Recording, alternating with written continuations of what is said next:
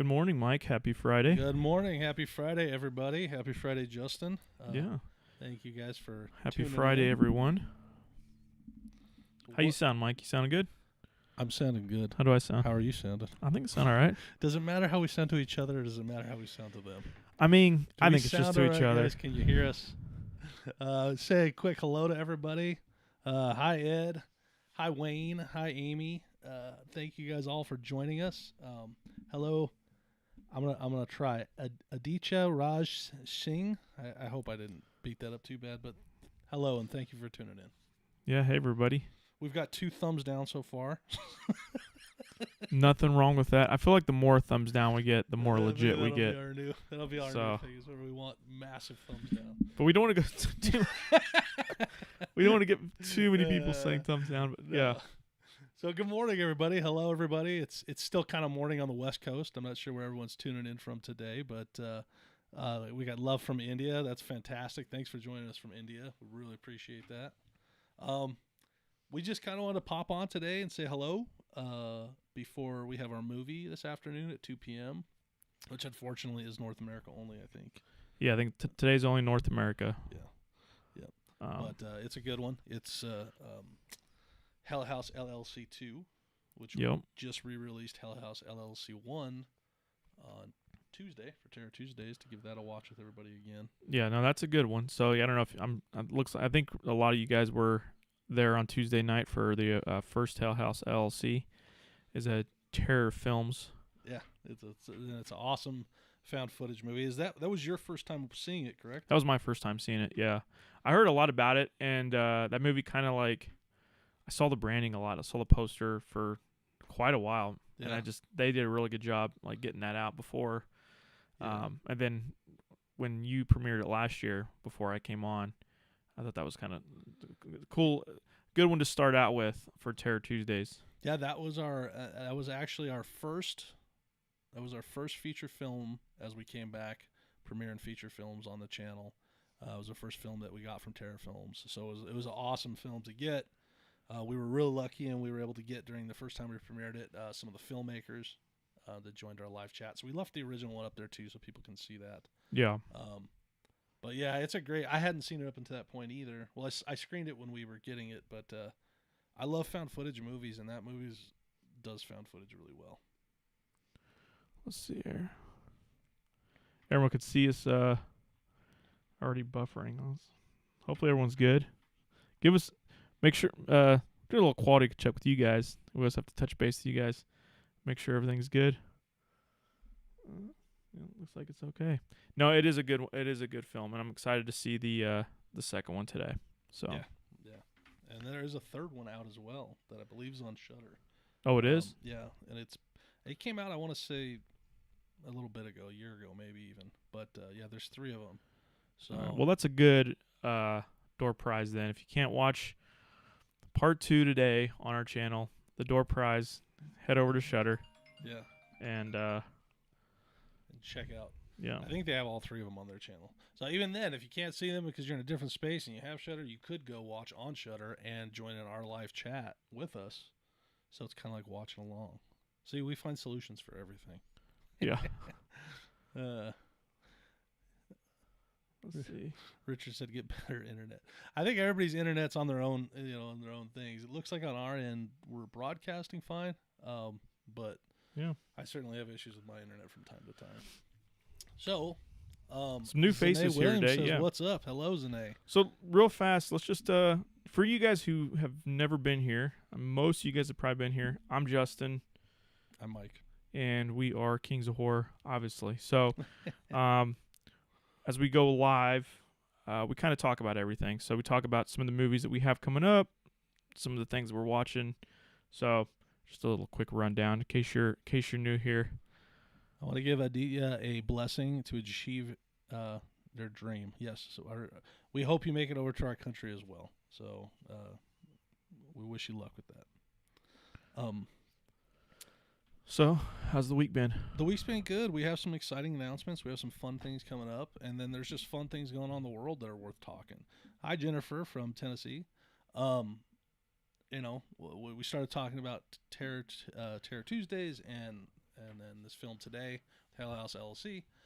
We've been working with a lot of really cool partners, and this has been kind of, a lot of work in the making. But we're about to really kind of open up the floodgates and get a lot of new, really cool films from some really cool partners. So hopefully we will be releasing 3 films a week. That's our plan. We're going to start releasing Tuesdays, Fridays, and Sundays. Sundays have been amazing.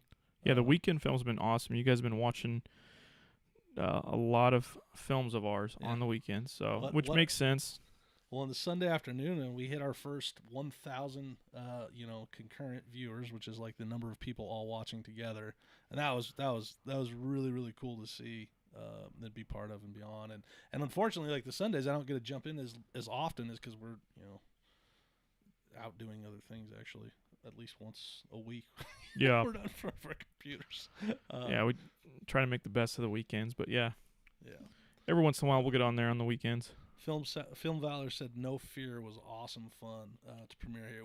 That's an amazing movie. We really liked that, and we're really proud to get that one on the channel. It was a lot of fun. I think I might be wrong, but maybe Film Valor were they part of the film? I think maybe they were. I'm not sure, to be honest with you. Hi, Don. Hi, Wayne. Wayne asks, are we making plans on hosting the 3rd movie somewhere down? Yes, we are. Yes. So I will reach back out to Terra Films shortly, and hopefully we'll be getting that one from them as well. So then we'll have all 3 on the channel. So... Yeah, I'm excited to see that. So, and that was the other thing, since it was my first time seeing it this week, me and Mike were talking about, it's a really cool found footage movie. It's a cool movie. It's a good movie in general, great acting and a good story. And, but they took the found footage film and really did a good job out of it. And some of the things we were talking about, and we might've mentioned before, is I don't know if it's having a little resurgence now in the past few years, but I've personally become have a little bit more respect for like Blair Witch and some of these other older found footage films, and I think Blair Witch set the bar pretty high in the 90s. But no, I'm a super fan of found footage movies. I know there's a lot of people out there that don't like them, but I think the experience of mixing a documentary kind of style with a narrative story is pretty cool. Yeah, pretty cool thing. Way. I'm a big fan of found footage, and when it's done, I think that in the indie world of making films, like found footage is this great kind of solution to not having a ton of money to make something. Right. I do think that sometimes people kind of think that it's easier to do, and it gets a little bit, not given the full attention it truly deserves. But man, when people really understand it and make there's just some really, really, really cool found footage movies, and for me, when they hit hard, and that's it looks like Film Valor, they are the producers of No Fear. Thank you guys for tuning in, man, and we love No Fear, and we're very proud to have it on the channel. Yeah, thank you so much. Any of you guys that are in here right now, if you weren't here for the premiere of No Fear, you haven't gotten to see it, it is on the channel, and it's absolutely worth a watch. And we're lucky enough to have the filmmakers in here chatting with us today. But yeah, found footage is like the one that we have the film festival, Sin City Horror Fest. And I think it was our first year at the film festival. Fraser Park Recut. I love that movie, man, and I think that's a movie that people not enough people have seen that movie. Yeah, it's funny because I had a little similar concept that I wanted to do with my feature film I shot back in the day. Was kind of was what they did is they were making a movie, a horror film, but the behind the scenes of this making of became kind of the story, became what we were watching. So it was, they did the casting, you watch them do the casting, you watch them go to the location, and then kind of things unfold from there. So, and they filmed some scenes in the movie, so it's kind of like a movie within a movie, but yet it's a pretty cool deal. Yeah, if you guys have not seen, Pat Grigo says that they enjoy watching found footage too. If you haven't seen, you definitely should reach out and take a look at Fraser Park Recut. I think the trailers from that movie, I think a lot of people connect it too much to Creep, which is also great, but it's different. It's different in a lot of ways, and it's its own movie, and it's very, if you enjoy found footage, Fraser Park Recut is a movie you should definitely seek out and take a look at. Hopefully we can get it on the channel one day. Jennifer Beanbag asked us, like to go old school for a moment. Is there any possibility you could put the Blob on and all the birds? Man, we would love to. And right now we don't have a line on any of those films, but I will give away a little bit. Like one of the partners we're working with is MVD, and they're fantastic, and they have a lot of old genre films that are really, really cool. And we're working really hard with them to get some like old school stuff that's pretty cool. And one title that I can confirm we're getting is The Changeling, which is I think from the 70s, but is also like a classic old horror film. So hopefully we can keep getting more and more of those old films, because for me that's kind of the stuff that I love the most. So yeah, I've been big into 60s and 70s horror lately. Yeah. There's some really cool, amazing stuff in there, and like the storytelling and it's funny. Different. It's like we're kind of enlightening a little bit. Is the modern slasher, what we've known from the late 70s, starting Halloween, around Halloween, to now. We kind of don't really think of slasher movies before then. We kind of think that's like the peak, that's the pinnacle of slasher films, especially the 80s. But you can see a lot of the influences in some of these 60s and 70s horror films, and they weren't so intense necessarily, but they kind of had that inspiration of, kind of pulp-like crime, sexy type stuff. There was a lot of the giallo films too. So that's kind of what I've been into a little bit. We got some pretty interesting giallo films on our list too that I think are coming to the channel. So, and to be honest, like I've not really dug in to that as much as like I've heard it over and over and over. So many like other horror fans that I know and I'm friends with. But I haven't spent the time to dig in, and so I'm excited to do that. Yeah, it's a different, I just started watching some of those films now, so it's definitely a different playground. So do we want to show the, you want to wait on the trailer? We want to show it now? Yeah, no, you have Justin's got the trailer queued up for, Grave Encounters is awesome. Justin has the trailer queued up for Almost Hell queued House LLC 2. So we just want to play it for you guys that are hanging out, and like I said, hopefully, you guys can watch it with us later. It is limited in the territories we can show it, but it's definitely worth watching. So, all right, here we go. Ready to play it?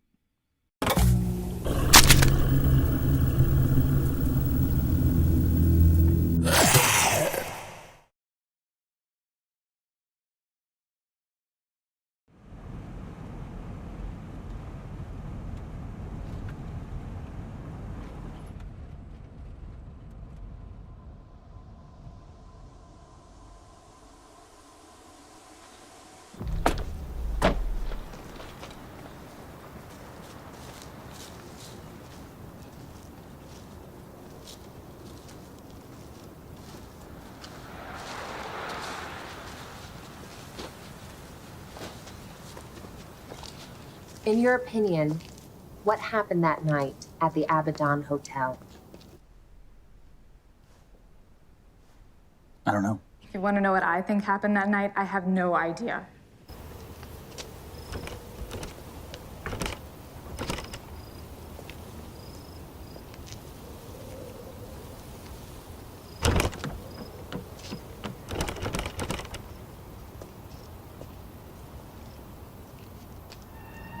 Breaking news just reaching us now. Tragedy at a Halloween haunted house in Aberdeen. To this day, I can't give you an answer to that question. Well, Hell House was a real tragedy on many levels. From what we're hearing, the opening night of this haunted house tour ended in disaster. Multiple deaths, police aren't answering any of our questions. You had older victims and younger victims. These are people who were paying for the scare experience in a controlled environment. And in the end, what they got was total chaos. A small abandoned hotel was transformed into a haunted attraction. It was due to run tours the next few weeks through Halloween.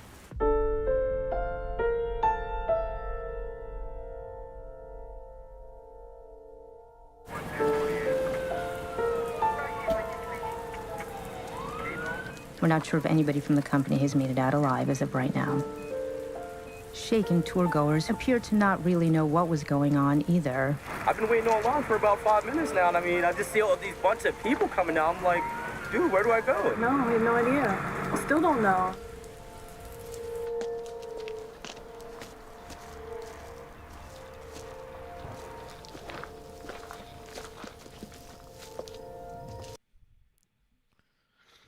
right, we're back on. I think you actually got a peek of the first film, guys. I think that was we had it queued up. So, if I'm not mistaken, but you know what? There was part 1. There's part of part 1. Yeah, we wanted to give you guys a little sneak peek. That was totally on purpose. So yeah. So the trailer is up there as well. yeah, trailer's on our channel. Sorry if not, for the check it out at 2. difficulties. Yeah. We have a lot of Hell House in our house this week. We do. So and hopefully we'll be getting more. Jennifer said she was not able to watch her first horror movie until she was 10 years old when Dad made me watch Nightmare on Elm Street part 1, and ever since then, and Gloria. Yeah, I think we were watching ours pretty early too, and hooked early on since there. Looks like Brazil Bread popped in, and so did Sean. Hello, guys. Thanks for joining us. Yeah, and it seems like a lot of people are a fan of the Hell House LLC franchise, which is really cool. You know, I need to go back and kind of rewatch the first one. I want to watch the live chat because we were able to talk to the filmmakers quite a bit that day, and they had a lot of cool information about like the sequels, but then also I think they had like some other projects they were working on that were kind of connected. So I need to kind of revisit that and remember what it was. But they're really nice people. Yeah, and joined us and were very cool. So hopefully we'll get them back on one day. Yeah, no, definitely. I would love to have them back on. So I want to move on because I'm kind of excited about this next thing. All right, what is it? Killer Creatures.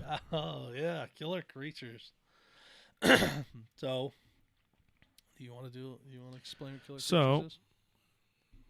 We have this little thing now. We launched on Monday called Killer Creatures, and the first episode was on the infected for the movie Quarantine. And so what the whole inspiration of this whole thing is that, you know, we watch horror movies, and a lot of times you're like, you know, why does he just run out the backside of the house? Why can't they just take a shotgun to that guy, to the zombie? Like, there are all these things when you watch a horror movie that you ask yourself as an audience member, why don't they do this? I think if they did all the things that we asked them to do, there wouldn't be a horror film. But that being said, you know, there's also some pretty credible and, you know, the logistics, you know, work out to the, you know, that are truthful to the story, I should say. So, we have this thing, Killer Creatures, now, where we kind of assess and talk about, or Mike talks about, how truly, how big the threat level is to humanity and to the characters in the story. And we kind of assess that, review that, and we're doing that with a few different movies now. So, yeah, we got about 8 or 9 lined up that we're going to do. It's hopefully something that we're going to continue to do regularly. We've had a lot of fun making them, and I've worked with our friends over at Creature Features channel who are getting us kind of the rights to do that. So that's been a lot of fun. Sean says we will all go to Mike's basement and lock the door when the creature's coming. Yeah, that sounds good, Sean. Sean, I know you had watched it because you had made a comment on it. But yeah, we're trying to just kind of also, along with all of our films, like kind of also offer up some fun YouTube style content and do the commentaries on the films that we love. And we did Quarantine first because we did a little thing on little live watch party of the movie last fall with Doug Jones, Jonathan Sheck. Just a little thing with Doug Jones with those guys Sheck and Robert Hall. Yeah, and that was a lot of fun. We were very honored to get the chance to chat with those guys and watch their movie, and it was. I wish we could have left that up forever, but you know how rights work and stuff. So we did do those cut downs. There's some cut downs on that, but that was so much fun, and I hope we're definitely gonna do something else like that again in the future. But you know, so keep an eye out for that. Should we announce the second episode? The second episode of Killer Creatures is going to be, drumroll, Anaconda. So yeah, the next episode is going to come out Monday morning at 8 a.m. I believe, Pacific time, and we've done a episode of Killer Creatures on the anacondas from the movie Anaconda. I don't know when the last time you guys seen Anaconda or if you've all seen Anaconda, but my God, that movie is amazing. And I hadn't seen it in probably geez, maybe 15 years or 20. I don't even, when If did it come out? I don't even 98? think I've seen the whole thing. Well, until recently, until we did this. I think when I did see it, I saw it snippets like on HBO or Showtime through, and always remember Ice Cube, J-Lo. I didn't. It's a star-studded cast. Oh yeah, and you remember the Anaconda, like that was the thing. It's like I remember scenes of the Anaconda, but I don't really. I never watched the whole thing until recently, and it honestly, Anaconda is one of those movies that I don't know if it's underrated. It's perfect cheese, perfect horror, perfect adventure horror. Like, it's a fun movie. I think you got to give credit, to the There's director, to the right. so It's many a fun movie. It's crazy, but it's fun. Yeah, it is pure Hollywood at its best, and in its best time, I think, when they just were making these movies that were just. They're popcorn movies, and they call them that. And to be honest, I think I forgot how important and how much fun popcorn movies were. And this whole process has really gotten me back there. Sean says he watched it last night. Did you really watch it? Like, yeah, that scene is literally the best. That scene is so amazing. And I don't know if you caught it, Sean, because I didn't catch it the first few times that I watched. And when Justin was doing some editing, he was showing me. But when they spit the guy out, and he gives a wink, like that's one of the greatest. John Voight. Yeah, that's one of the greatest things I've ever seen. So, check out Killer Creatures episode 2 on Monday, and let us know what you guys think. Yeah, if you haven't watched episode 1, check it out. It's about 4-minute long video, quick to the point, and our little threat level meter Mike came up with. It's a 1 to 5 scale. So, you'd be surprised on what gets labeled a 1, you'd be surprised on what gets labeled a 5, and we're going to do that with a couple more 9 more films, and hopefully we'll get more. Yeah, so we'll keep it up, and we encourage you to get in the chat and argue with me, and Justin, and tell me that I'm right or wrong. Like, we want to debate it further. So, like, we're kind of putting these out there as like a fun way, and this is obviously as I've watched, and this is what I think. But I think the fun of it is kind of debating it with you guys, because I'm sure, with quarantine, I rated a 5, and some people probably think I'm crazy. Did you rate a 5? I don't know. Maybe not. Maybe he did. Maybe he didn't. Yeah, you'll have to watch the video. See. Sean Bailey says Anaconda was a 3. All right, Sean. So you'll have to watch. You'll have to watch my analysis and breakdown and see if I can change your mind. And if not, we can still be friends. It's okay. But yeah, like, that's the purpose of them. I think they're fun. They've been a lot of fun for us to put together, and we were really grateful to our friends over at Creature Features for helping set that up for us. Yeah, no, I'm pumped. We got a lot of that's what we've been working on lately. So, well, maybe in the future, as we get, if we continue to do this and we get titles, maybe we'll put them out there to you, and we go live and we'll chat with you guys, and kind of like, if we have a handful that we can choose from, maybe we'll let you guys help us choose. So yeah, keep an eye out for that. Sean Bailey says home. Yeah, you always get homework, Sean, but you always do your homework, and that's why we love you, and that's why we're very proud of you. So, Candyman forever. Alex, hi Alex, what's going on, man? Trying to watch Expedition Tapes. I've heard of that movie. I don't think I've ever seen it. Can we upload it? If we can find it through one of our distributors, we definitely can, but I will jot it down and keep a note and see if we can come across it, because we've been, like I said, we've really kind of opened up and gotten a lot of cool partners working with us, supplying us with some really fun films. Yeah. So, yeah, please, always, you guys feel free to always kind of suggest things to us, and if we see them, then we'll grab them. Grassman Nightmare said, would like to see more from Uncorked. We're getting some more from Uncorked. So keep your eye out. We're getting some more from Uncorked. We also are getting some.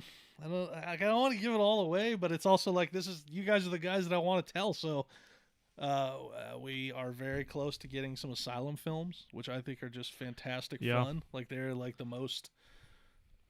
I mean, they're kind of that thing that we're talking about with Anaconda, where it's like the Hollywood over the top popcorn, fantastic films. So we got a handful of those coming in.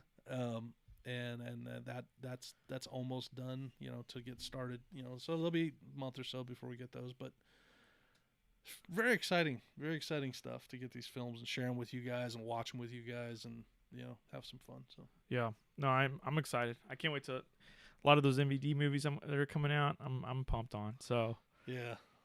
We have some older ones and some newer ones, but yeah, I'm kind of pumped on some of those older ones personally. Yeah, what do you guys think? Are you guys? I mean, I think everybody's every horror fan seems to be an '80s horror fan, but what do you guys think of '70s horror and '60s horror? And is that? I'm curious to see how our audience reacts to some of that stuff, and if it's as beloved as it is to us. Yeah. So, yeah. Substations Zebra. Yeah, I think we're getting one called Zombies, which has the Substation Zebra feel. So keep an eye out for Zombies if it comes. Let's do this real fast. I'm gonna give you guys the real trailer for Hell House Part 2. Don't tease them. Let me make sure this is the. What did we play? The opening for Hell House Part 1? Yeah, we just played you guys the opening. Yeah. Like I said, there's been a lot of Hell House in our house this week. Yeah. So I got Hell House a bunch of little places. And that was just as an honest mistake, guys. It's a Friday honest mistake. I got to tell you guys this because that's my boss right there.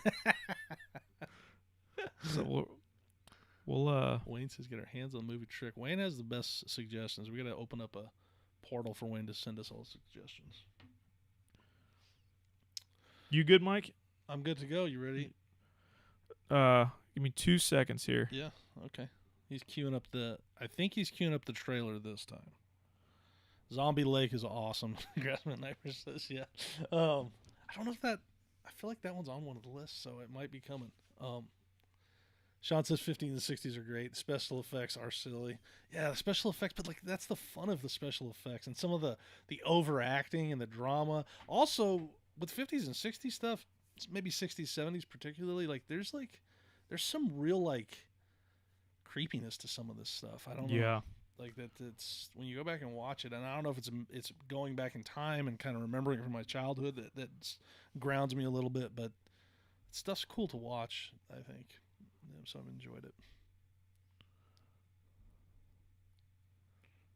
Sharknado version is snakes, yeah. All right, so I'm gonna cross your fingers. Cross. We might have the We trailer might be for watching the Hell trailer. House LC Part 2 again. If you can't watch it on our channel, you can go watch Part 3 on Shudder. And maybe Part 2. I think they have all of them. But we want you guys here if you Yeah, can. we always want you here, but we want to share the horror with our horror friends. Yeah, We don't want, as much as we want you to always just stay with us and not go anywhere else, we can't. We don't want to be greedy. We want everybody to get to enjoy. All right, so Hell House LLC 2 trailer. Here we go.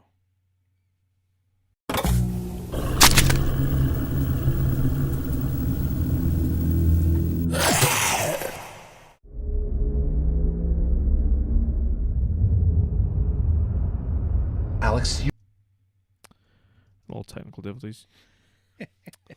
That's over too, guys. That's we'll have to.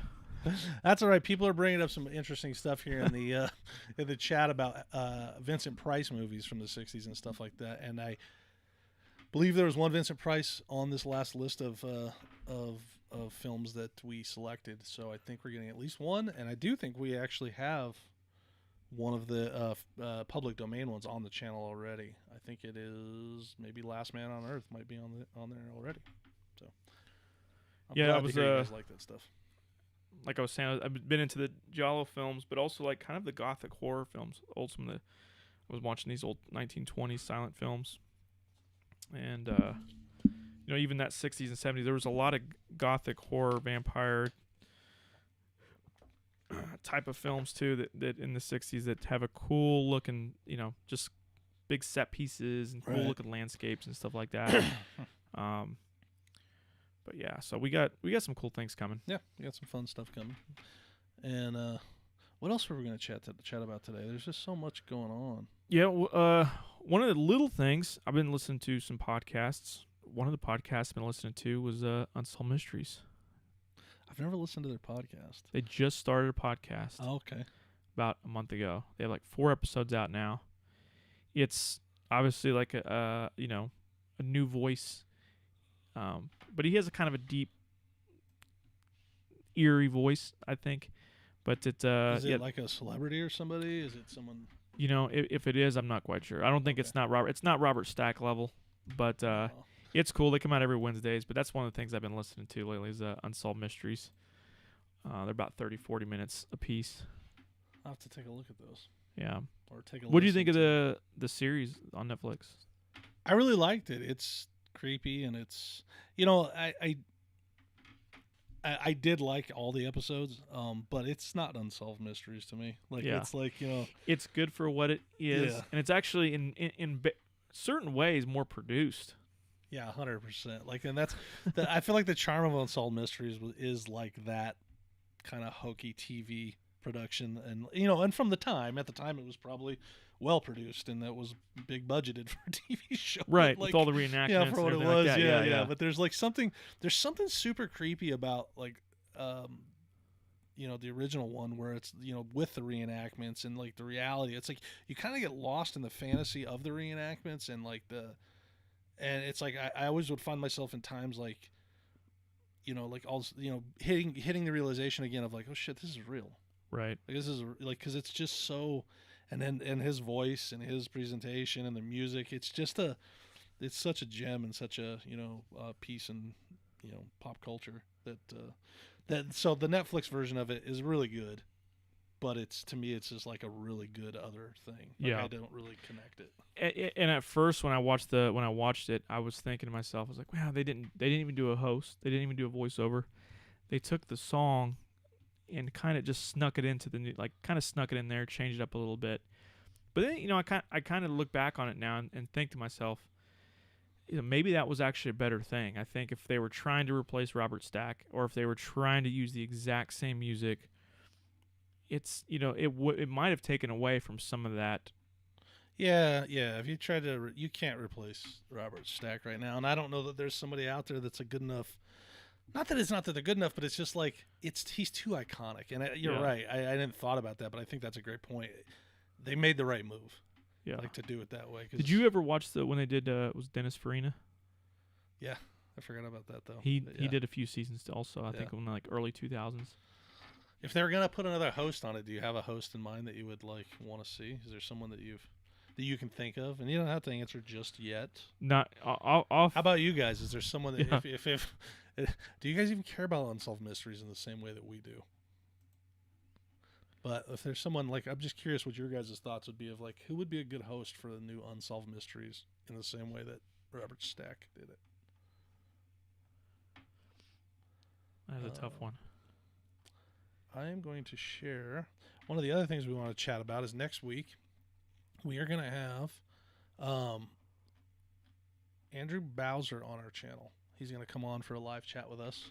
And Andrew is a incredible filmmaker and podcast host and just overall, you know, actor talent. But he has this really, really cool Kickstarter campaign going on for an 80s style horror film that he's making.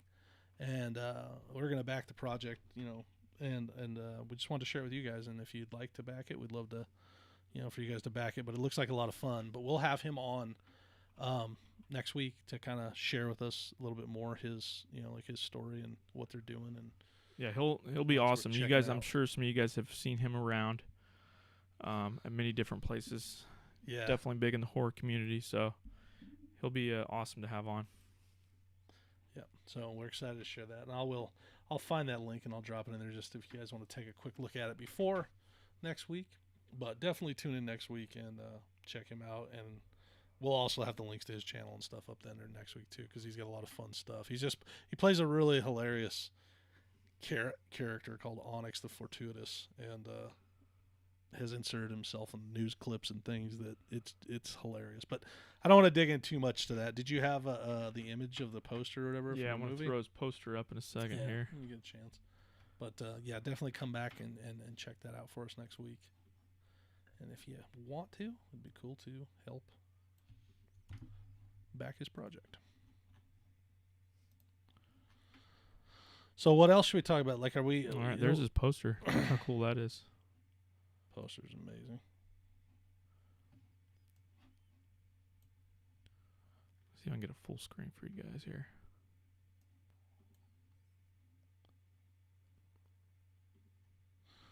I feel like I've been neglecting the chat, and I'm just going back and reading a couple. Wayne asked for a movie called Scare Jessica to Death. I've not heard of that one. I have heard of Shockwaves. And I've seen Shockwaves, but a very long time ago. But yeah, that's one I used to listen to the Shockwaves podcast pretty frequently, which was what reminded me and got back to that. They're great over there, and I think that podcast actually went away, unfortunately. But Jordan Peele, love Jordan Peele.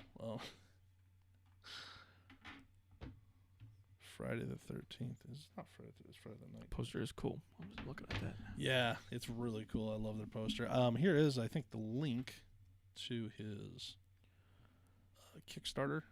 So if anybody's interested, take a look at it. It's pretty cool. There's some really cool perks in there and some fun stuff. And I really, really hope he gets to make his film because I would love to see it. So we'll chat with him more. I don't want to go into too much depth and steal his thunder when he comes on and chats with us. Yeah. So I think he has a lot of thunder. I don't know if we're gonna steal it all. No, he's might get a little jar worth of thunder. yeah, you're right about that. So what are your plans for the weekend, Justin? Do you have anything entertainment-wise that you're looking to do? One of the things I'm looking to do, and I want to share the experience with you guys at one point. I'm looking to film a little short film on Super 8mm film, actual film. So I've been in the process of kind of testing out my camera. I got to buy a little ND filter for it, and then I want to do some test shoots with an actor or an actress, and then I want to shoot it a little short. So I don't know what the short is yet. But I want to do that, and I want to share it with you guys. I want to share it with you. Do you think it will have the plaid slasher in it? Hey, if it could have the plaid slasher in it, and if you want to write something for the plaid slasher in Super 8mm, I would 100%. I think that the plaid slasher definitely should live on Super 8. Yeah. So that's kind of what I'm into. I posted a little thing on the House of Frankenstein. It's a little Super 8 movie that I scanned a few nights ago. I posted a little picture on our Instagram, so you could kind of see that. But yeah, other than that, like I just kind of want to work on some personal creative stuff. I had a photo shoot scheduled for tomorrow that got pushed till next week, so I'm gonna take that time to work on some creative stuff. Cool, that's fun.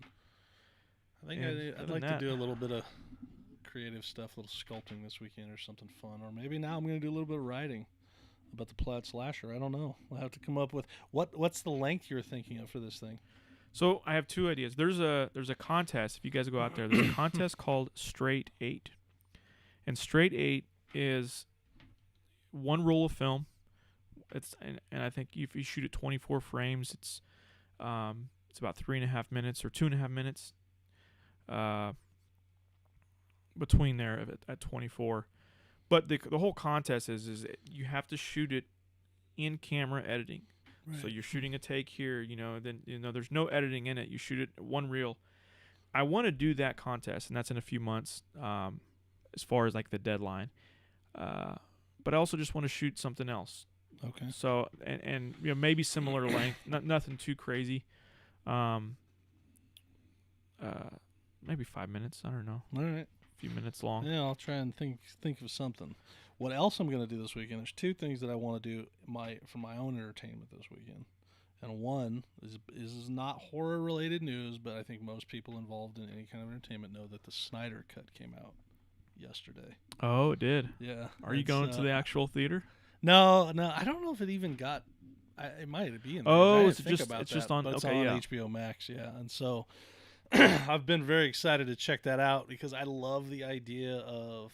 I mean, I'm a sucker for director's cuts. Period. Right. Always. Like it's just even if I did or didn't like them, I love seeing with the director having full control or whatever it is that they're like what they chose to put back in that they wish wasn't taken out. I always think it's such an interesting thing to see.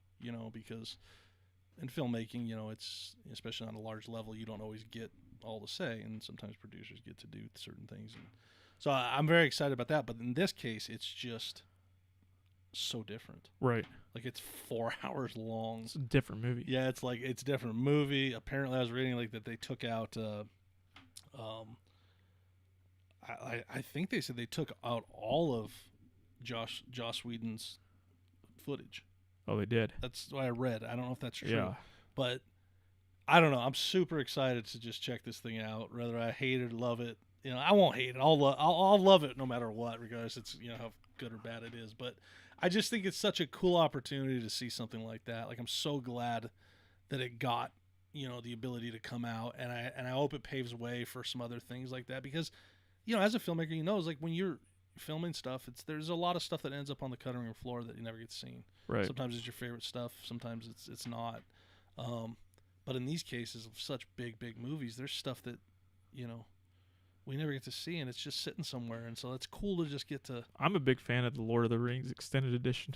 Are you? The people, it's like, yeah, everyone's like, I'll fall asleep on that, but those are long, man. I mean, if you watch the fucking the original Return The of original's King, like 7 hours, right? yeah, Without the extended yeah. cut. If you the original trilogy, if you didn't cut it, I I know. I think was just talking about the single films. oh, yeah, just like one's 9 hours, yeah, non-extended. Yeah. No, I love director's cuts. I love extended cuts. Yeah. The one I wanted, I don't know if you ever known this, but Oliver Stone's Alexander, I think was the movie that had. Well, Blade Runner has a lot of cuts. Actually, I don't think it could be Blade Runner. Blade Runner has like 5 cuts. Yeah. It's like 4 or 5 cuts. Alexander has, so they have the theatrical release. Then they came out with an extended cut. Then they came out, I think, with the director's cut. And then there was the ultimate cut or something like that. And Alexander kind of felt like, I love Oliver Stone. I love like, I love the aesthetics of that film. And I love like those type of stories, but it wasn't his best. Right. And but that movie there like had completely different versions. I don't know if I saw that, and I liked Alexander. I don't remember seeing that. I'll have to go back and look for it one day.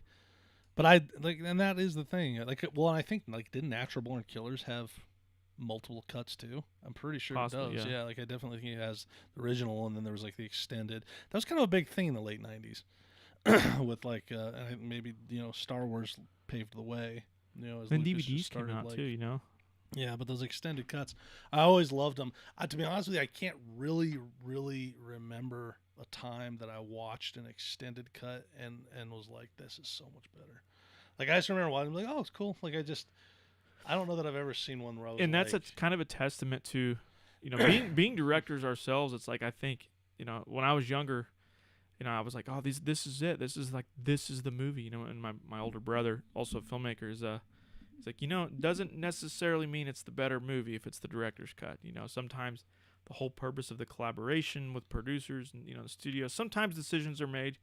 Well, a lot of times they're made for money, obviously. Yeah. But there's creative decisions that are, not in the director's control that are probably made better because they didn't have that control on it. So it depends on the film, but just because it is a director's cut doesn't necessarily mean it's going to be the better cut.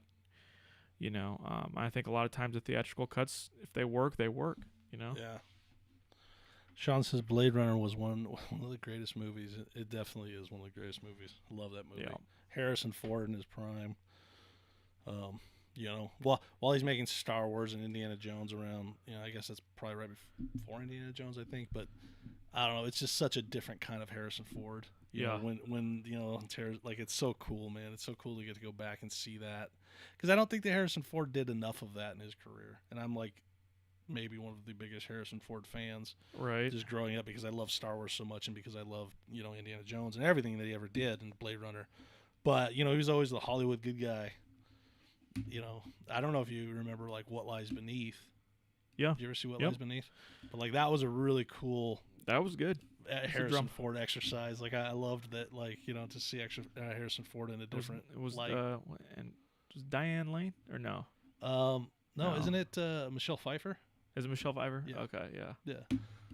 Yeah. So those are that was I don't know, that part of that alongside just Blade Runner being fantastic. Just having that Harrison Ford in that way is always fun for me to go revisit. So yeah, I think I'm gonna watch the Snyder Cut this weekend. Nice. 4 hours. Let's see if my son will let me. I'll have to probably wait till he falls asleep at night, and then I probably won't get any sleep if I watch it. But it's worth it. Pop up a lot of popcorn. 100%, man. See how sick I can get. Do you microwave or do homemade popcorn? I microwave. I've never. I remember as a kid, my dad used to do like the homemade on the stove. He'd be so excited about it. He'd be like, tonight we're doing real popcorn. And, it would be like it would always be like an hour. and it would come out and never, I was just like, this is not as good. Like, this is not as good. The myth and the stories of the real popcorn are much greater than the actual.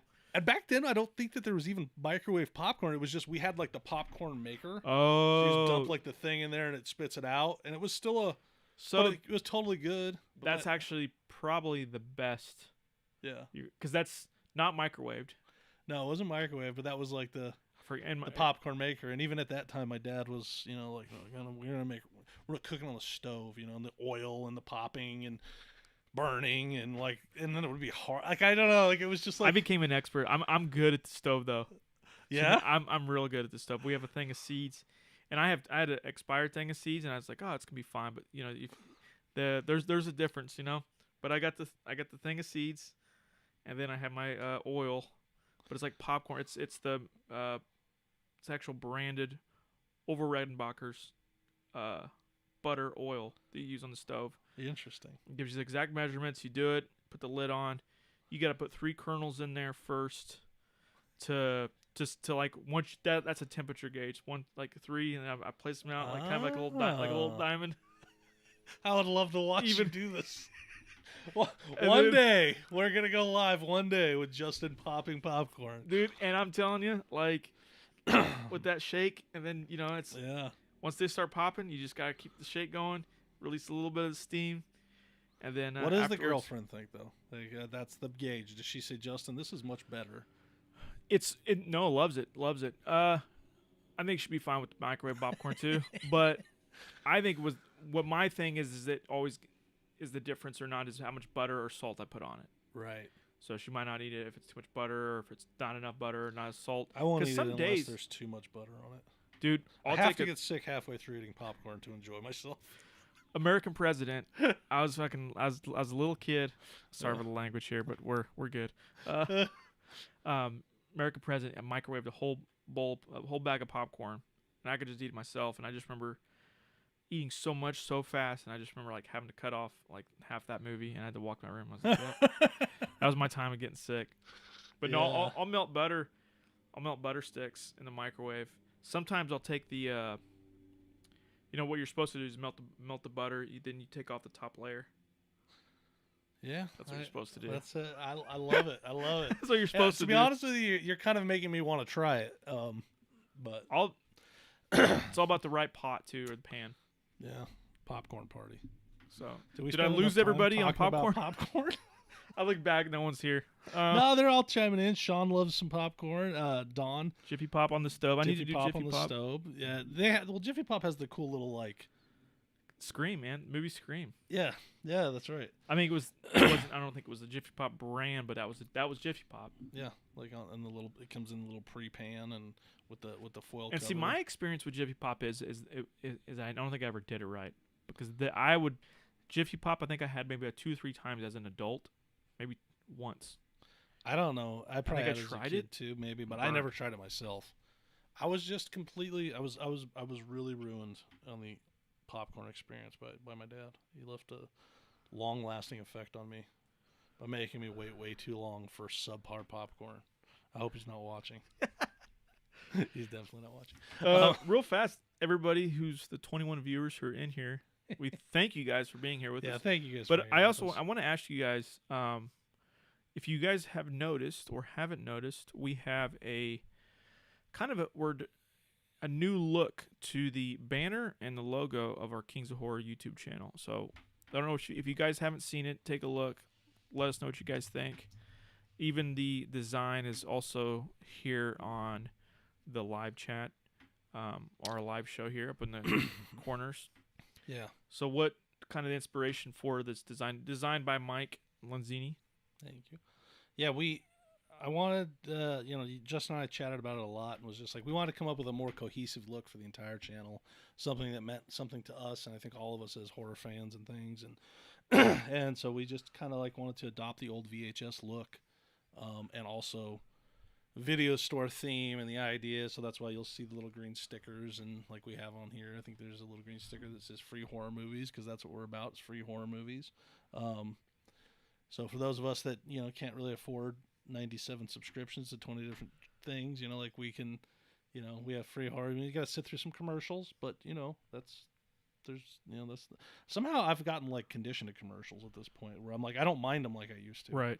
And maybe that's because I just mind paying out 20 I pay for those too, but subscription costs. Like I don't want to.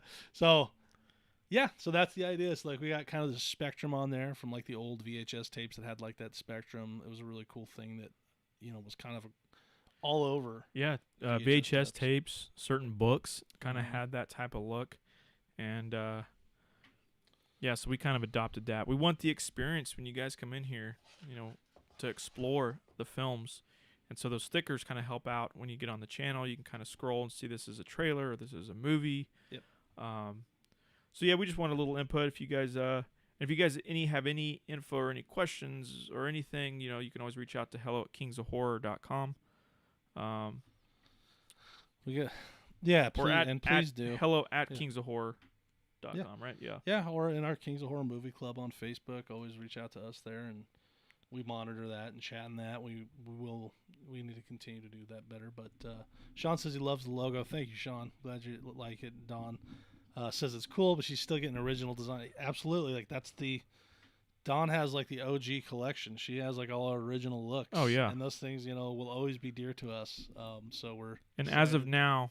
As of right now, the actual text of Kings of Horror is still up, still there. So it's just but the actual KOH, we want to get some merchandise with the new KOH with the K and the skull, and we'll be rolling that out on the channel. And we're also, as far as, sorry to cut you off, as far as the live shows, we're going to start having guests on too. So obviously we're going to have a guest on next week. And then so if there's anybody you guys want to see that's accessible to us, we don't have the, or if your uncle's like Robert England and, he wants, you can talk him into coming on with us. We'll take him too. So we'll do that. We'll invite Robert. Yeah, we'll let Robert come on. No, but yeah, we will have guests, interesting guests, people that are, we want to bring on some of the filmmakers who have films on our channel and let them talk about those films live so that you guys can kind of interact with them, which is fun. Danny Draven is a really nice guy who has a lot of cool content on our channel, so we'll be having him on soon. We'll definitely have Mark Miller back. Love Mark. We love his reviews and things that he does for us for the channel. Yeah, if you guys really want a good piece on good information about movies that are coming out and old movies, Mark Miller, scroll through his videos because his stuff, it's great. It's fantastic. His suggestions of and I use them myself sometimes when I'm looking for independent stuff. His low budget binges are really, really good. And Mark has a great way of appreciating things for what they are. Yeah. Sometimes I with people who do reviews and stuff, I'm not huge on if something's a $10,000 movie, you don't need to give it the review you'd give a $10 million movie. You can take all things into consideration. Mark's fantastic at that, and and if that's your thing, that's cool. We got either way, it's cool. And to go back to kind of to that question, Sean had a question up here that he said, "What symbolizes a true classic horror in your opinions?" In my opinion, to me, what symbolizes a true classic horror is I think it's personal to me. I know that there's the overall, what we all decide kind of as a community what is classic horror.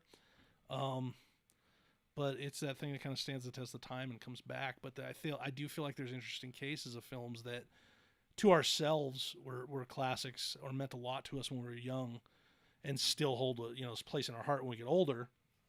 And sometimes there's those movies that didn't catch but did later, and one of the ones that we chatted about recently was Monster Squad. Right. I think Monster Squad is an absolute classic horror movie. It's from the 80s.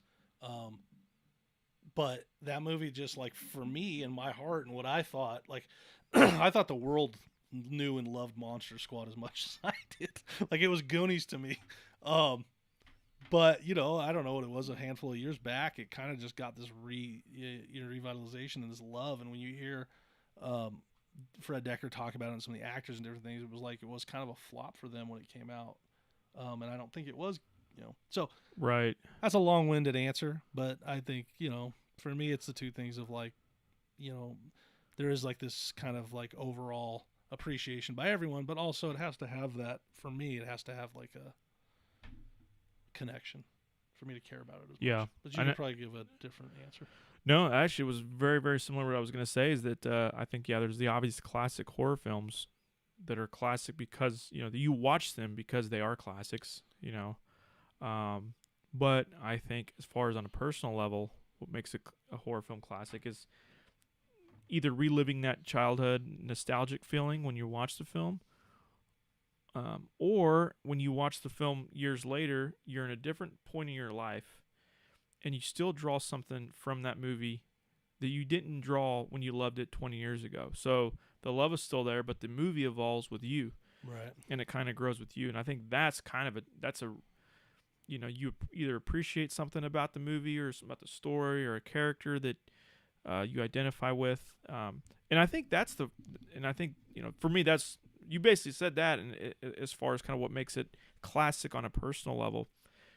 But what I find myself doing, and I think I just had watched Fright Night not too long ago, and I watched it as a kid, but it's been so freaking long. I honestly don't think I watched that in the 90s. I think I watched that but I identify with older characters. Right. So when you're watching these, you know, you're watching like, when you're younger, you identify with the younger characters, you know. When I saw people in high school, when I was like, I would look up to them, and it's like, oh, those are the cool, you know, I would watch Lost Boys, you know, and like look up to those type of kids, and then, or just have a different perspective. You know, you identify with Corey Feldman and you know, Corey Haim's character. But then as I got older, it's like, oh, you know, kind of going through the high school thing. So you actually go back on it years down the road and pick different characters that you now identify with. Right. And I think that's pretty cool. Well, and I think, and then Sean did follow up and ask, like, could it be the music or the lighting effects? And I think, for me, in my opinion, like, I think that, like, yes, those things 100%. But I do also think there is, like, apart from what we're talking about, like, our own personal feelings about classic horror movies. It seems like there becomes a period in time where something gets accepted and now somehow appears on the list after list of, like, you know, Psycho, Halloween. I would argue that, like, Halloween and Psycho and those, like, you know, even Texas Chainsaw Massacre, for me, somehow those are more classic than, like, Friday the 13th. Like, Friday the 13th is obviously a classic horror film, but I think for some reason, like, Friday the 13th is all about the whole entire franchise. Like, I don't think part one gets, like, overall love and the classic label the way that, like, Halloween one gets the classic label, Texas Chainsaw Massacre. It's an interesting thing to think about because I think that there's so many other factors that go into it. Yeah, that for are sure. beyond my comprehension. And I think, like, and that's actually, you're picking a very specific set of films that came out within right 10, 15 years, which is exactly what you're right about. That is that there's, even within that shorter period of time, there's a little bit of difference between all of them. But you take, like, the Universal monsters of, like, Frankenstein, Dracula, and, like, you know, the reason I think some of those they've just been around for so dang long. I think it's just like, obviously inherently classic, but I think as far as not being so dated, in the times, you know, still representing, you know, a universal fear, or a universal story, but not so driven on, like, technology, right something that doesn't fall out, you know, the test of time. And I think those films, I mean, and I even think Friday the 13th, you know, stands that. I do too. I just think, and I could be wrong about this, my own perception, but it's funny, like, in the conversations about classic horror films and films, it's like I hear people constantly talk about how good Halloween, the original Halloween, and even I think 2 gets some pretty decent love, and 3, now because it's kind of that case of what I was talking about with Monster Squad, where it's like I don't think in the time people were like, this is fantastic. Now everyone wants to love it again, and it's become a classic.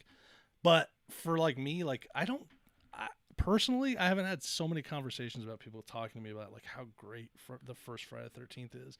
And I think it's because of the way that story is disjointed. And like the first one is this movie about this mother getting revenge where the kid is kind of the afterthought. I haven't seen the first one yet. Yeah. Spoiler alert. I hope you guys will see Friday the 13th. But then the second one just transforms into something else. So like it's, I don't know. That's an interesting case. I no, also you're don't right. know if Yeah. I've just completely. No, and I actually think topic. we should bring Mark on too to chat about the Friday the 13th series. I know we wanted to do that, Yeah. but I do think, speaking now, going specifically with that, just to button up the classic conversation, I do think the classic film is something that stands the test of time with a story, a theme, something that you could draw onto later. And I think some of those films, or whether it's the fear, it's like those. Fear of someone chasing you. There's always gonna be people chasing through till the end of time. There's always gonna be the lurker, Right. the stalker, the killer. Crime's the never-ending business, and it's just like horror, fear is the never-ending thing. But now shifting to, I was just gonna say the Friday the 13th thing. That whole series is I 100% agree that the first one is very, very good, but that series. Right. And everyone has kind of a different Friday the 13th favorite film. Yeah. And so I think that actually is probably the best. Probably the best horror series. Yeah, for sure. I agree, and it's there's some funny stuff going on in the comments here. I do want to quickly before we continue on is. G Dog E from Australia says hello. Thank you for joining us all the way from Australia. And I know there's another WWZ Audible says hello. Thank you for joining us. Hello, guys.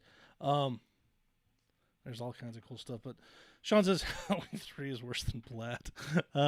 Go watch it again, man. There's some more homework for you, Sean. Like I had such a bad memory of Halloween 3. Well, what's funny is like when I watched it as a kid, I don't think I even knew that it was Halloween. I thought it was just a movie. Halloween 3, man. Yeah, and then I went back and rewatched it, or actually, to be honest with you, I remember hearing the conversations in my 20s of people like bashing it, and I was like, oh yeah, that's really dumb. Like, that doesn't make any sense.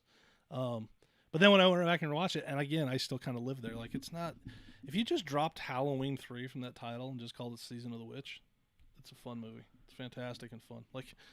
The movie was they should just drop the yeah, title. it was negatively received, I think, just because of like what became before it, Laura. and the brand. But Halloween 3, guys, is on my list to go. I've been trying to buy this I literally set a reminder a couple days ago to go buy it after work because I've been like that's on my last night. I was gonna go. I was out running errands. I was like, all right, we gotta go to Zia. I want to pick up Halloween 3. And I was like, it was late, and I was like, all right, I'll go tomorrow. I've been wanting to watch Halloween 3 again. I think Halloween 3 is another example of a Monster Squad situation. Not on that level. I think Monster Squad's a different level, but there's a lot of reasons. Yeah, 100%. There's Halloween 3's gotten a lot more love nowadays, and now it's cool to like Halloween. It's cool 3, to like Halloween 3. It's cool to like. But I think we should start a petition, and I think we just should start a petition to remove Halloween 3 from the title. Just let me ask you this, Season though. of the Witch. Doesn't make sense in the. But now, though, I think like it's like. No, you can't change my mind. But try. I think now, like if you did just change it now, like Season of the Witch, it's like, well, yeah, it's actually like you could tell the story. It's Halloween 3. And I think the fact that it's Halloween 3 is part of that reason why people like it again, even though that it's the reason why people hated it. Right. I don't know. No, it does get a lot more. I think it gets a lot more attention, a lot more love because of the fact that it is that thing. But it's weird that it's taken 40 years for it to kind of like come full circle of like. Yeah. And if I was older when it came out, I would have been pissed. Like, I'm sure I would have been pissed watching Halloween 1, 100%. Halloween 2. So excited to see part 3 coming out. And then, like, there's no Michael Myers in this movie at all. Like that's... But that's fun to look back on those movies and see. And I will say my last point, that to the thing I think is like what makes a movie a classic, like a horror movie classic or any movie a classic. I also think that the other contributing key is when a movie is successful, does well, but directly can be related to influencing so many other things after. I think that is what kind of really stamps it home. I think that's the thing. Like that's there's so many of these things that work really well and are really great. But the thing that I think that keeps making certain titles be brought up over and over again is because you can see these direct like reflections of that film in things that come after. 100%. Maybe that's the answer. WWZ said all the Halloween movies were supposed to be different stories. Yeah, and I read that too, and I again at the time I don't think I would have understood that or agreed with it. And that's what we do as fans. If they would have done that with part 2, I think it would have been accepted, and they might have ran with it a certain way because that was the original intent. It was supposed to be, but I don't remember why they chose to do. I guess it was just so popular. It was just Mike Myers was just so popular. They just said let's just continue the story. Yeah, if they would have done Season of the Witch as part 2. And then came, I think it would have been accepted. People would have understood that that's what it was about. But it is weird. But it's also fantastic. Like, I love that these things happened. Like, you know what I'm saying? Because, like, I feel like, and I'm sure it was just as hard back then, but I feel like now with, like, Hollywood and there's so much money invested. It's like, you can't really, it's like, a franchise is a franchise. You don't mess around and, like, insert something new into that franchise. Also, like, you don't just make, like a movie and then try to make a sequel off of it based on a totally different thing. Jason in Friday the 13th is so cool because of the looks. The most iconic look, one of the most iconic things in movie history is a hockey mask that doesn't come in until part 3. Like, it's so cool. Like, it's just so cool that exists and to be able to look back at that and talk about it. What else is going on here? Well, I was going to say Blair Witch, as far as being a classic, I think, Blair Witch is a classic so horror movie. Much. Like it or not, it definitely is. And I think, all the found footage films that came afterwards, is it the first found footage film? No. But did it just perfect it, with the experience and, having the help of the internet, and it took brilliant marketing, like just absolute brilliant marketing. Yeah. And and we want to believe it. I do remember I remember being in line at the movie theater opening night. I heard so much about it, and it was just this amazing experience. And it's probably another reason why Blair Witch means so much to me is like, standing in line in front of the movie theater downtown Las Vegas. We went to the one that was on the Strip, right next to GameWorks, and I don't know if you're familiar with Vegas, but either way, it was this fun movie theater that was literally like right on Las Vegas Boulevard, and there was just a line of people, and everyone was talking about what we're about to go see. Everyone was talking about what it was, and you could hear people in line like, "Is it real?" You saw GameWorks at Blair Witch at the Showcase. Yeah, Showcase Theaters. Okay. Yeah. So it was like, there's this whole big experience for me. And I didn't see like the documentary thing, but I had people telling me about the documentary thing. So like there was a pretty solid amount of people that were like, I think it's real. And other people like, it's not. And it's like, it was a weird thing going into it. It was just so And cool. you can't, and it hit that perfect time because you can't look on your phone at that time and say, and look it up. But you could go home and look on the internet and look on the website, and the website was that this is this is a real story. These are real characters that really happened. So even the information you did find that was easily accessible told you it was fake, or told you it was real, and it was weird because there it was like more of that narrative out there.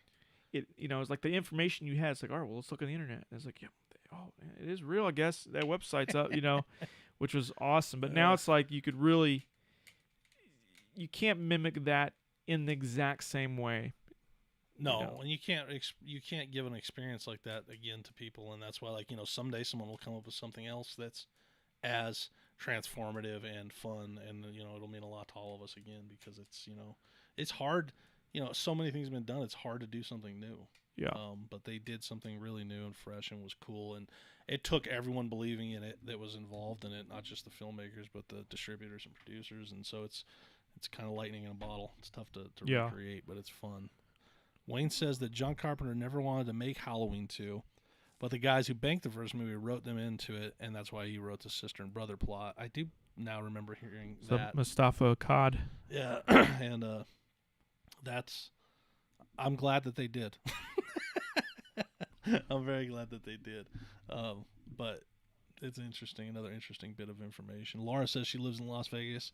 Hey, Laura, then you if you've lived here for a while, because I don't even is the Showcase Theaters even still open?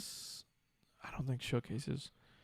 I think Showcase closed down. I think it did too, and it used to be my go-to theater. It was the only back. Sorry, go ahead. Well, back in that time, the movies stopped showing at like 9 p.m. here in town or something. Like it was like the last. It was the only theater that had midnight showings or 11. Like it was the place, man. I saw so many movies at Showcase. Well, and back in that time too, for like, because now it's changed. When movies premiere, on a Friday. Now they do like the premieres Thursday night at 8 sometimes p.m. even Wednesdays. Whatever. It's but weird. that place was the only place they could have it. That's because of the right. midnight showing. So that's where we were at for Blair Witch Project was. That's crazy. You midnight saw the down there. premiere. Yeah. Like we In saw opening weekend. We saw the first screening of it. There. So yeah, it was like a really big event for us, and it was a lot of God, fun. I wish I could have got to go see that in theaters. I saw it on a VHS with my stepdad in the basement. You've never seen it in theaters? No. Me Me and my stepdad watched it, and then I remember watching it on VHS, renting it. I was in 7th, 8th grade. And then, my stepdad said, I think those are real. I was like, no, I don't think so. But I wish I kind of did have that, like, experience of thinking that, that it was. But still pretty amazing. I was certain. I knew for a fact it wasn't real. Like, I was pretty confident in my feeling of that. But as I watched it the entire time, I was just questioning it. And that was what was so cool. Is like, I was like, there's no way. Like, if this was real and this was like, they wouldn't put it out as a movie and make, entertainment out of it. It would just be too, I know they do it with certain other things in different ways, but like, I just was like, there's no way. But because the way they made it, like the entire hour and a half that I was in there watching it, I was always trying to convince myself. I was like, this can't be real. Like, like I had to keep telling myself. Right. And that's just a testament to like how good that movie is. Yeah. And really how cool it is. There's a question here. He says, what horror movie do you like but everyone else hates? That's a good question. I actually probably like. Name a horror movie that you guys hate in this chat. And I want to see. Dawn says she might be the only Nightmare on Elm Street fan. Oh no, Dawn. Dawn, Nightmare on Elm Street was. Nightmare on Elm Street's the best. Probably, actually, I think I watched Nightmare on Elm Street before. I was born in '83. I watched Nightmare on Elm Street and I was 5 years old in '88, Yeah. and so all the big three had been out at the time. But I think that was the first one that I was like 5 years old. My babysitter, I think I've told this story before, but Becky and her friends had it on, and I was sitting on the couch just watching Nightmare on Elm Street. But I love Nightmare on Elm Street as far as just like the, I don't know, that one. I love those movies. Or I love Nightmare on Elm Street. I haven't seen a lot of the sequels for a long, long time. I watched all the sequels to Friday the 13th a few years back. But I can't remember some of the Nightmare I would sequels. say that my horror movie that I think people hate that I love is Fright Night, the remake. And I know it's because we love as horror fans to hate remakes so much, but and Fright Night the remake, which I know I've talked about before, so I won't dig too deep in it. But it's not Fright Night to me. It's just a cool movie. Like, the remake is just a cool movie, and it'd probably do better to not be called Fright Night. Yeah. But I mean, it follows a lot of the same beats, and it is the same, very similar story. But it doesn't have like the fun, humor, and heart of like an '80s horror film at all. It's just a good, suspenseful horror movie about it's got Colin Farrell and Anton Yelchin. It's got a great cast, and I think it was also filmed in Vegas, actually, which I think had That's cool. a connection for me. I still need to But watch it's that. it's a good I'll have to watch movie. that It's this just weekend. don't think of it as the remake of Fright Night. But that's one of them. Shocker. I think Shocker's also come back to like have people love it, but that one for a long time people used to make fun of me for liking. But I really love Shocker. I don't think I've ever seen Shocker. Shocker's good. Yeah, it's an Yeah. '80s. It's Wes Craven. It's I don't think I've ever seen that's the interesting thing about Wes Craven is like there's so many movies that he's made. But Shocker was Horace Pinker, a serial killer, I think, and he it's been a while since I've watched it, but he he ends up getting the electric chair, Uh-huh. and then somehow comes back through electricity. You know, like so it's like That's it's awesome. crazy and it's insane but it's fun. Waxworks is awesome. Yeah. Sean asked real fast. I think it was Sean. Somebody asked about how I did something on. Oh yeah, Justin, could you explain how the special effect of the ghost walking through people in your film was done? Sean, I honestly don't remember the. There's a few ghost scenes in that film. I guess that's what the whole film was. It's been so long, man. I don't think I've watched the movie in a while, but I think it was just probably just a, in digital double exposure. I think it was probably, if you're thinking of the one I'm thinking of, it's probably outside in the back. Yeah, just it's easy to do in digital. Easy to make ghosts in digital. You just put the camera on a tripod, leave it still, let the ghost walk, let the actor walk through, and then you film it again with either your other actors or by itself, and then you kind of just lower down the opacity of one layer. So it's a fun trick when you learn it. Yeah, it's cool, man. Like until you've ever gotten into like the filmmaking process and tried to understand the filmmaking process, it's like so much stuff seems so impossible. And some of those things are really, really hard to do, but some of them are like these real fun, easy little tricks. And that one is one of those really cool tricks. I actually like. I was thinking about looking at some of these answers on here. Yeah. I'm a Halloween H2O guy. I think people. I don't know if a lot of people like that one. I know that one that I would say, actually, I'm the reverse on. Well, not anymore, but I hated Jason X for like. I remember it was like I was like, I hate this movie. I went and watched it. Walked out of it. I watched it, but when it came out, I was like, this is dumb. And my buddy Mike was like, he loved it, and I just like couldn't be convinced that it was worth anything. But now I've gone back and come to love it for as insane as it is. It's like it's great, but it's like that was one I hated for a long time. Yeah, that was one like I just was. Yeah, there's a handful of those types of movies where, and again, I think it was kind of like my end of like I said, the 80s were transitioning to the 90s, and they were taking the things that we loved and changing them a little bit, and applying them to the new decade. I didn't love those changes at that time, right? And that's why I didn't like H2O either. Like I was very excited about it. You like Scream? I loved Scream, but Scream was its own thing, and so when Scream came out. I loved the awareness of Scream. Like that's what got me. It was like the, Jamie Kennedy's character talking. Like the whole thing. It was just so fun, and it just and also that probably has an experience for me too. Like it was like I vividly remember every moment of watching Scream in the theater. I went on it was like a last minute kind of a date with this girl that it was just like this magical moment of things that like wasn't supposed to happen. We were having like a party. At my parents' house, and some people came over. It was like a sister of a friend, and then we got to talking about it, and they're like, "Yeah, let's go see this movie." So it was just like this fun evening, and then we hadn't seen Scream, and so like it had every moment mattered and made us fun. This really cool experience. So, right. But Scream in itself too wasn't taking something I already loved and changing it so drastically. I wasn't ready for that. And I can look back on it now and enjoy it completely. And I haven't watched H2O in a long time, but I probably would love it. It now. I'm sure I would enjoy it. Yeah, I might not love it now anymore. No, I loved it because I think I did get a chance to go watch that in theaters. Hillcrest Ford Theaters in St. Joseph, Missouri. It's not around anymore, but and that's when I started. That was kind of my introduction to horror films, kind of the genre. Funny enough, I watched a crap ton when in the late 80s and in the early 90s when I was too young to watch them.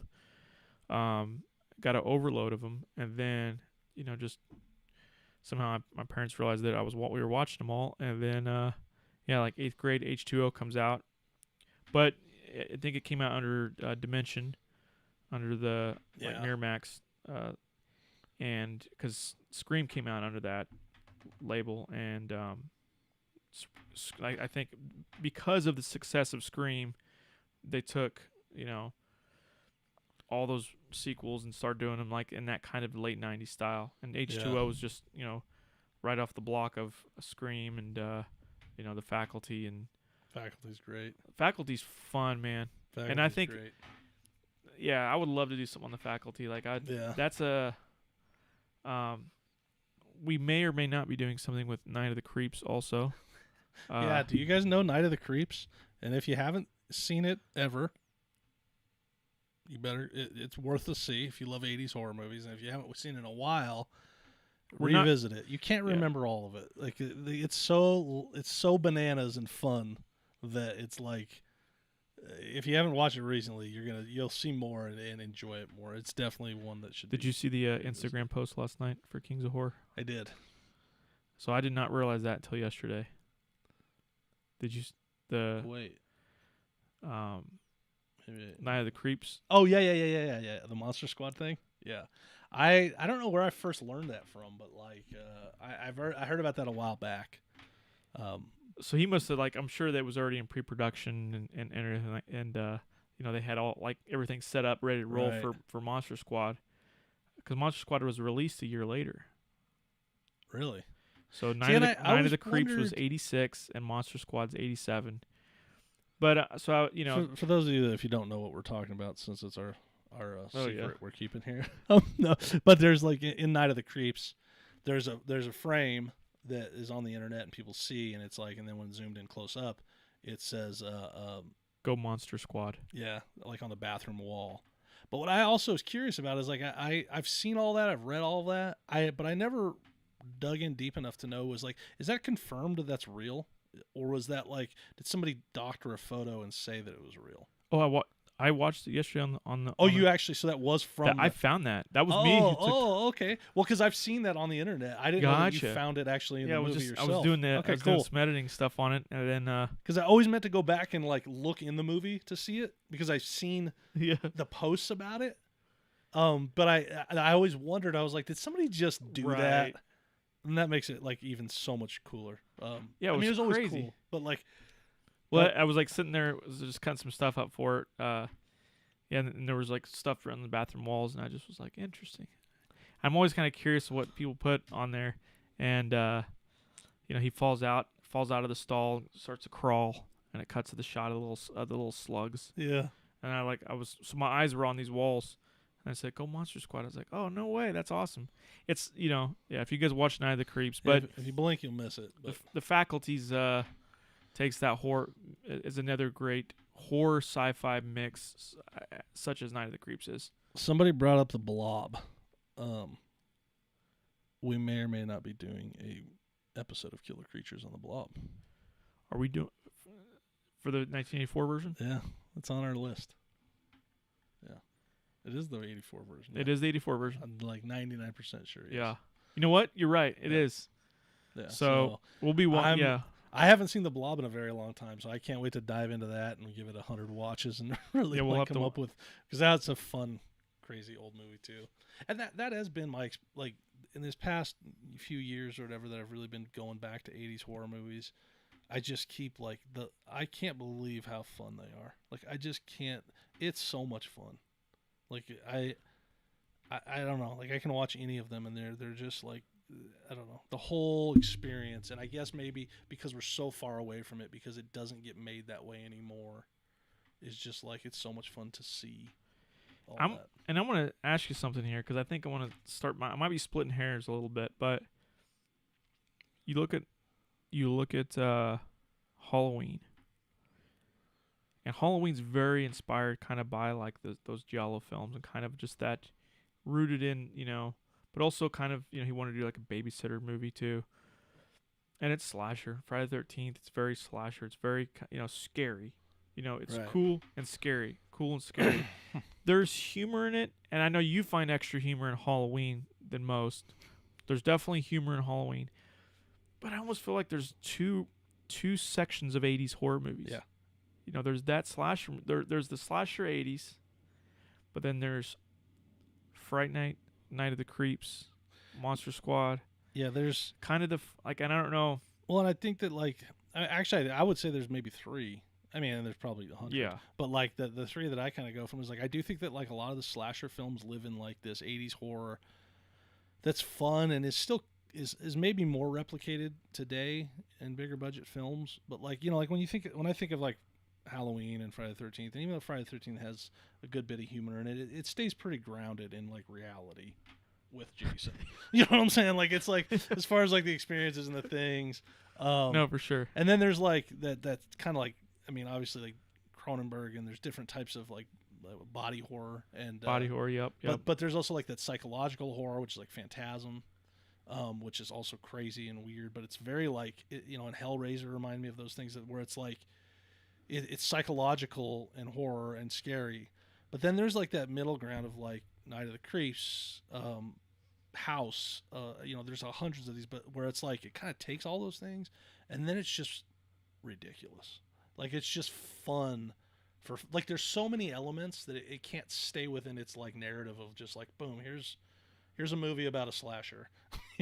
And Night of the Creeps is perfectly that, where it's like they are those things, but they just keep adding stuff on top of it. There's like like put it in this place and do this with that, and like and it's like that's the stuff that I've really been enjoying, is like that stuff that just has so much ridiculous, and it's I guess 80s like horror comedy. I mean, they very much are aware that they're horror comedy, right? And I think that maybe is the thing that really I've been loving a lot more lately, is that horror comedy is just so much fun. Yeah, because they do add some fun elements in there of like Night of the Creeps, not to spoil it for anybody who hasn't seen it, but I mean, there's some sad moments. Fright Night, like there's some sad, like it takes a thing that's like very entertaining and hilarious and fun and has these fun moments, and then all of a sudden it's like, holy shit, like there's real stakes in this thing. And that's the cool. And I think that's why some of those 80s movies are classic movie, horror Right. films within the genre, is that like that you say the seriousness of it. I think you look at Night of the Creeps and it's a fun movie. Night of the Creeps Right. is like popcorn horror, but then you watch, like, you pick out scenes now, you show, and it's like, man, there's some drama going on there. Yeah. There's some dealing with things, and heck, one of the main characters is handicapped. Yeah. It's And really cool. It's really like deep and interesting, and they weren't just like throwaway personalities, and they were kind of relatable. But it's like we're also, besides that, we're also going to have aliens and slugs and zombies. And what's crazy is like at a glance, from an outsider's perspective, like there's like, I don't like horror movies, whatever it is. It's like you look at that and you think like, how ridiculous is this movie? Like this is already, but it's like that's the thing that is like really kind of gets me, is it's, if you give it its chance, it's like it's entertainment on a full level. It's not just trying to be like, this is a movie just about blood and guts and to kill something. It's like there's a story there. It's about friendships. It's about all kinds of things, about human experiences, and it's those 80s films that, like, if you look, you're like, this has to just be completely ridiculous. There's layers that are really good. The John Hughes element is infused, and like then also there's blood and guts and slugs and zombies and like aliens. Yeah, it's funny because I think like a lot of people look at 80s horror films, and if you don't really have a good awareness of kind of all the films in that era, you might just think 80s horror coincides with B horror films. Right. It's like 80s horror means B horror films. It's like, no, it's like, and just because they aren't Dracula, or aren't The Shining even, it's like they're good stories with good characters, with kind of also an outrageous thing. There's a good chunk of those movies that have a good mix of kind of just everything. And so yeah, you really can't label 80s horror into one thing at all. But then you got all like, and you do have the B, like it is the pinnacle of B horror also, because of VHS, straight to tape. So then there was just that's all over the board, man. Yeah, it's fun. But how's everyone doing? How you doing? You getting hungry?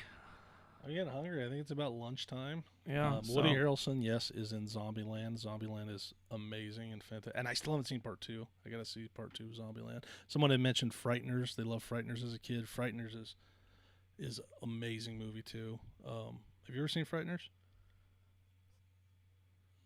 I think I've seen bits and pieces. I think Frighteners is another one of those weird movies that like just maybe came out at the wrong time. I think maybe, I don't know, or I don't know if that's my own perception of it, but it's like Frighteners is Michael J. Fox. Peter Jackson, yeah. Yeah, like, and it's, you know, at the time Peter Jackson was just, you know, a filmmaker, but it's something that, like, it is to me, and I know there's a great appreciation for Frighteners, but I don't think it's as broad as it will be and should be. Like, I feel like it's one of, like, it has that Monster Squad type of thing where you Right. can, like it, you know, people keep falling in love with it every day. It's a lot of fun, and it's a you know, one of the great filmmakers of the last 25, 30 years, and, you know, one of the greatest, you know, actors of that time.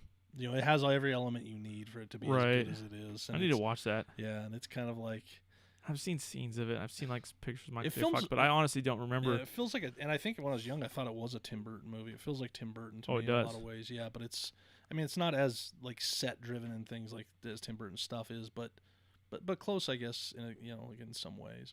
Yeah. But it's a fun movie, and it's dark too. It's got some, you know, some stuff which is really cool. My cousin cried watching Fright Night. She had to leave. Dude, I'll tell you what.